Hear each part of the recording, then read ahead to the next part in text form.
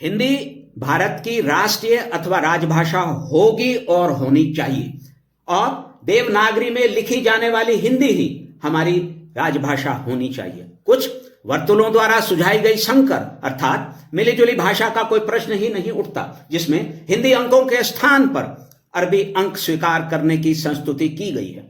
सरदार वल्लभ भाई पटेल द्वारा 19 अगस्त 1949 ईस्वी को कन्हैयालाल माणिकलाल मुंशी को लिखे गए पत्र के आश्वासन, दृढ़ता और सुनिश्चितता से भरपूर ये वे शब्द हैं जिन्होंने हिंदी को भारत की राजभाषा बनाने में अति महत्वपूर्ण भूमिका का निर्वहन किया, एक प्रकार से निर्णायक भूमिका का निर्वहन किया। संविधान निर्माण के समय कई विषयों के संबंध में बहुत विवाद थे। उनमें एक विषय हिंदी को राष्ट्र अथवा राजभाषा बनाए जाने का भी था। संविधान सभा में हिंदुस्तानी अर्थात मिलीजुली भाषा को इस स्थिति में लाने, इसमें देवनागरी के साथ ही अरबी और फारसी शब्दों और लिपि को अपनाए जाने के प्रस्ताव भी आए थे।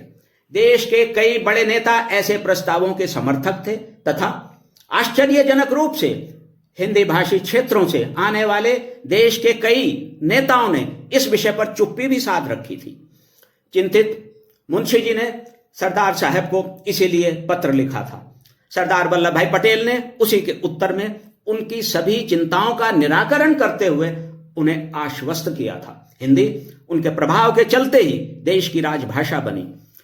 सरदार पटेल के लिए यह विषय देश की एकता एवं अखंडता से जुड़ा हुआ था। हिंदी भारत की राष्ट्रभाषा हो, इसके लिए सबसे पहले आवाज भी गुजरात से ही वीर नर्मद, जिनका पूरा नाम नर्मदा शंकर लाल शंकर दवे था, ने, जो आधुनिक गुजराती साहित्य के संस्थापक माने जाते हैं और जिन्हें कन्हैयालाल माणिकलाल मुंशी ने गुजराती साहित्य के अर्वाचीनों में आद्य भी कहा था, उठाई थी।